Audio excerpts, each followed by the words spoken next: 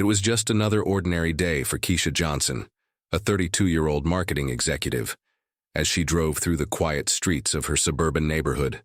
The sun was shining, the radio was playing her favorite song, and she was lost in thought about the upcoming weekend. But in a matter of seconds, her day took a dramatic turn. Flashing blue and red lights appeared in her rearview mirror, and her heart sank. She pulled over, unsure of what she had done wrong. What followed was a confrontation that would change everything, not just for Keisha, but for the officer who thought he had the upper hand. As the officer approached her car, his demeanor was anything but professional. He was smug, condescending, and seemed determined to make her feel small. But Keisha wasn't the type to back down. She had faced adversity before, and she knew how to stand her ground. What the officer didn't know was that Keisha had a secret, one that would soon turn the tables in a way he could never have anticipated. The tension in the air was palpable as the officer began questioning her. His tone was laced with arrogance, and it was clear he was trying to intimidate her. He asked for her license and registration, but his eyes lingered on her with a look that made her skin crawl. Keisha handed over the documents, her hand steady despite the anger bubbling inside her. She knew this wasn't just a routine traffic stop. She had seen this kind of behavior before: microaggressions, power trips, and the unspoken bias that so many black women face every day. But this time, something felt different. This time, she wasn't going to let it slide. As the officer walked back to his patrol car, Keisha reached for her phone. She wasn't calling a lawyer or a family member. She was calling someone much higher up the chain of command, someone who could make this officer regret the way he had treated her. The minutes felt like hours as Keisha waited, her mind racing with thoughts of what could happen next. She could see the officer in his car, typing away on his computer, probably running her information through the system. He had no idea what was coming. When he finally returned to her window, his smug grin was still intact. He handed her a ticket, but before he could say anything, Keisha held up her phone. "I need you to speak to someone," she said calmly, her voice steady but firm. The officer's grin faltered for a moment, but he quickly recovered, assuming it was just a bluff. He took the phone, expecting to hear a friend or family member on the other end. But what he heard made his blood run cold. The voice on the line was authoritative, commanding, and unmistakably official. It was someone from the Pentagon. The officer's face went pale as the person on the other end of the line began speaking. His confident demeanor crumbled, replaced by a look of sheer panic. He stammered, trying to explain himself, but it was clear he was in over his head. Keisha watched as the man who had tried to humiliate her just moments ago was now the one feeling small and powerless. But this wasn't over yet. The person on the phone had more to say, and it was clear that this situation was about to escalate in ways neither Keisha nor the officer could have predicted. As the call ended, the officer handed the phone back to Keisha, his hands trembling. He opened his mouth to speak, but no words came out. Keisha looked at him, her expression unreadable. She knew this was just the beginning. The real story was about to unfold, and it was going to be one that no one would soon forget. Now the tension hung in the air, unresolved, leaving everyone wondering what would happen next. Keisha Johnson wasn't just any ordinary woman. She had always been someone who carried herself with quiet confidence, the kind of person who didn't need to raise her voice to command respect. Growing up in a tight-knit community, she had learned early on that life wasn't always fair, especially for someone who looked like her. But she had also learned the power of resilience, of standing tall even when the world tried to push her down. Her parents had instilled in her a sense of pride and determination, and she had carried those lessons with her into adulthood. Now, as a successful marketing executive, she was used to navigating spaces where she was often the only black woman in the room. She had faced her share of challenges, subtle biases, outright discrimination, and the constant pressure to prove herself. But she had always risen above it, using her intelligence, wit, and unshakable sense of self to overcome every obstacle in her path. Still, nothing could have prepared her for what was about to happen on that seemingly ordinary afternoon. The officer, whose name tag read Sergeant Daniels, was a man in his late 40s with a hardened expression that suggested he had seen it all. He had been on the force for over 2 decades, and in that time, he had developed a reputation for being tough. Some might even say overly so. He prided himself on his no-nonsense approach, believing that his job was to maintain order, no matter the cost. But there was another side to Sergeant Daniels, one that his colleagues rarely saw. Beneath the bravado was a man who had grown increasingly cynical over the years, someone who had let the weight of his job harden his heart. He had stopped seeing people as individuals and instead viewed them through the lens of his own biases and assumptions. And when he saw Keisha sitting in her car, he made a snap judgment, one that would soon come back to haunt him. As Keisha waited for the officer to return with her ticket, her mind raced. She knew she hadn't done anything wrong. She had been driving the speed limit. Her registration was up to date and she hadn't run any stop signs. So why had he pulled her over? The question gnawed at her, but deep down, she already knew the answer. It was the same reason she had been followed in stores, the same reason people sometimes crossed the street when they saw her walking toward them. It was the color of her skin. The realization made her angry, but it also fueled her determination. She wasn't going to let this man or anyone else make her feel inferior. She had worked too hard, come too far to let something like this break her. And so when the officer returned with the ticket in hand, she was ready. What happened? Next was a blur. Keisha calmly explained that she believed she had been unfairly targeted, but the officer dismissed her concerns with a wave of his hand. "Ma'am, I don't have time for this," he said, his tone dripping with condescension. "You can fight the ticket in court if you want, but right now, I suggest you move along." It was then that Keisha decided she wasn't going to let it end there. She reached for her phone and dialed a number she had never expected to use. The person on the other end answered immediately, and within moments, the officer was speaking to someone who clearly outranked him in more ways than one. The look on his face was priceless, a mix of shock, fear, and confusion. But Keisha knew this wasn't over, not by a long shot.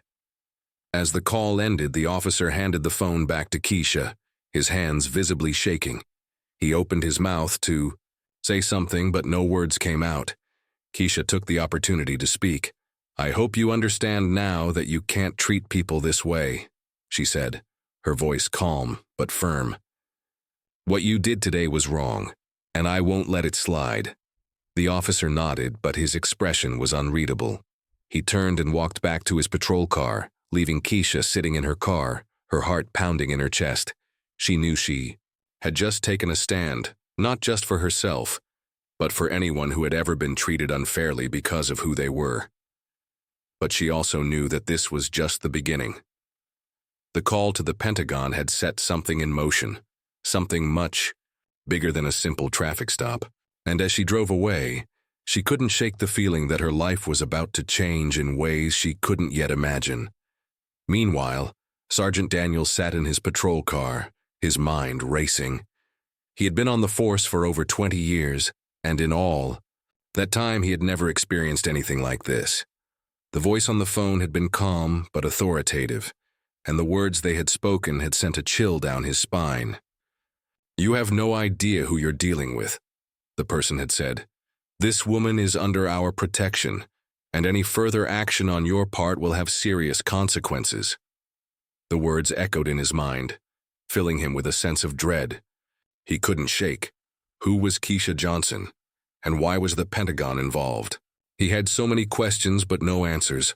All he knew was that he had messed up, big time, and now he was going to have to face the consequences. As the hours passed, the tension only grew. Keisha went about her day, trying to focus on work, but her mind kept drifting back to what had happened. She couldn't stop thinking about the look on the officer's face when he realized who he was dealing with. It had been satisfying, yes, but it had also been unsettling. She had always known that she had powerful allies, but she had never expected to have to call on them in a situation like this. And now, she couldn't help but wonder what would happen next. Would the officer face repercussions? Would there be an investigation? Or would this just be swept under the rug like so many other incidents of injustice? She didn't know, but she was determined to find out.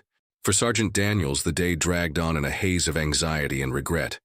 He couldn't stop replaying the events in his mind, wondering how things had gone so wrong. He had always prided himself on being a good cop, someone who upheld the law and protected the community. But now he was forced to confront the uncomfortable truth that he had let his biases cloud his judgment, and it had cost him. As he sat in his patrol car, staring out at the empty street, he couldn't shake the feeling that his career, and maybe even his life, was about to take a turn for the worse. He didn't know what was coming, but he knew it wasn't going to be good. As the sun began to set, casting long shadows across the quiet neighborhood, both Keisha and Sergeant Daniels found themselves at a crossroads. For Keisha, it was a moment of empowerment, a reminder that she had the strength and resources to fight back against injustice. For Sergeant Daniels, it was a moment of reckoning, a chance to reflect on the choices he had made and the person he had become. But neither of them knew what the future held. The call to the Pentagon had set something in motion, something that neither of them could control. And as the night fell, the tension hung in the air, thick and unrelenting, leaving everyone wondering what would happen next. The next morning, Keisha woke up with a knot in her stomach.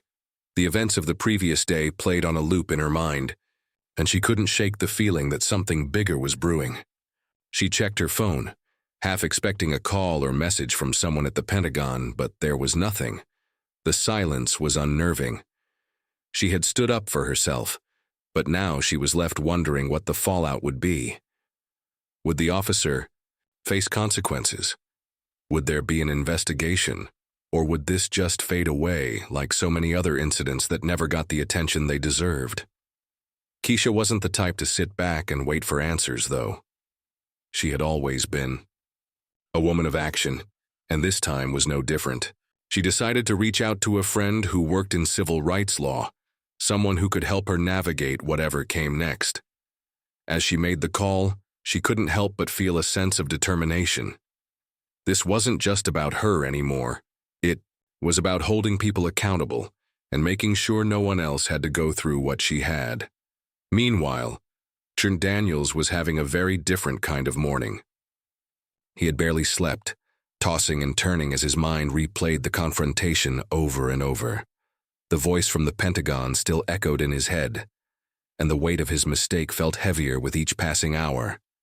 When he arrived at the precinct, he tried to act normal, but his colleagues could tell something was off. "You okay, Daniels?" one of them asked, clapping him on the back. "You look like you've seen a ghost." Daniels forced a smile and muttered something about a rough night, but inside he was a mess. He couldn't stop thinking about Keisha and the call. Who was she, really? And why was the Pentagon involved? The questions gnawed at him, but he didn't dare ask anyone for help.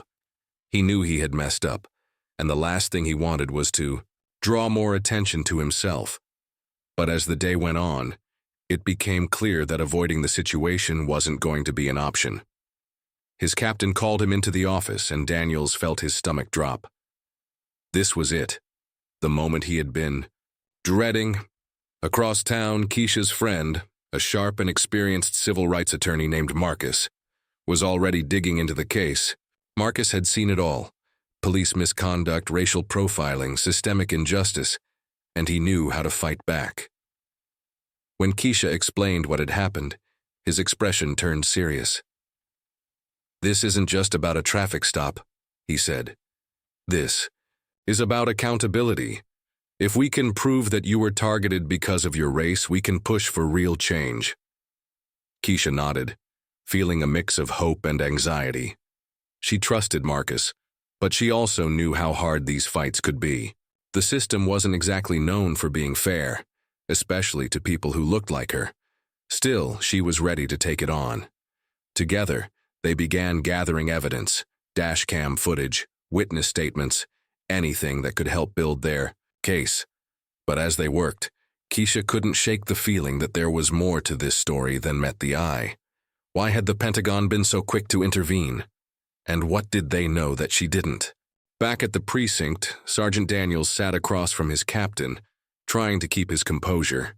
The captain, a no-nonsense woman named Ramirez, had a reputation for being fair but tough.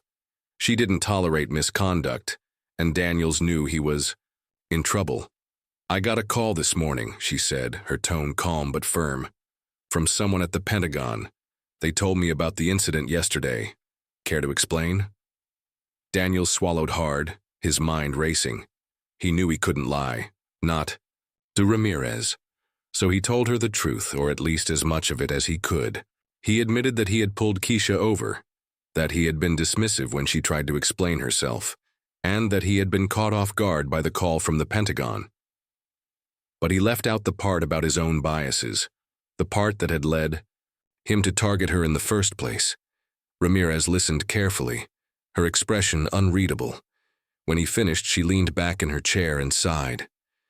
"This is a mess, Daniels," she said. "A big mess. And it's not just about you. This could blow up in all our faces if we're not careful." Daniels nodded, feeling the weight of her words. He knew she was right. But he also knew that he was just one piece of a much larger puzzle. As the day wore on, the tension continued to build. Keisha and Marcus worked tirelessly, piecing together their case and preparing for what they knew would be an uphill battle. They reached out to local activists and community leaders, people who had been fighting against racial profiling for years. The response was overwhelming. Dozens of people came forward with their own stories, each one more heartbreaking than the last. Keisha realized that this wasn't just about her anymore. It was about all of them. It was about standing up to a system that had failed so many people for so long. And as she listened to their stories, she felt a renewed sense of purpose. This was bigger than a traffic stop. This was about justice. At the same time, Sergeant Daniels was grappling with his own demons. He had always thought of himself as a good cop, someone who did the right thing. But now, he was forced to confront the uncomfortable truth, that he had let his biases cloud his judgment. It wasn't an easy realization, and it left him feeling hollow. He knew he had to make things right, but he didn't know how. The system he had been a part of for so long wasn't exactly set up for accountability, and even if he wanted to come clean, he wasn't sure anyone would listen. The thought of losing his job, his reputation, everything he had worked for was terrifying. But so was the thought of continuing down the same path, of being the kind of person who could do what he had done. He was stuck, caught between two impossible choices. As night fell, the city seemed to hold its breath. Keisha sat at her kitchen table, surrounded by notes and documents, her mind racing with possibilities. Marcus had gone home for the night, but they had agreed to meet first thing in the morning to keep pushing forward. Keisha knew they were onto something big, but she also knew how much was at stake. This wasn't just about winning a case, it was about changing the system. And that was no small task. Across town, Sergeant Daniels sat in his living room, staring at the wall. He had called in sick for the next day, unable to face his colleagues or the job he had once loved.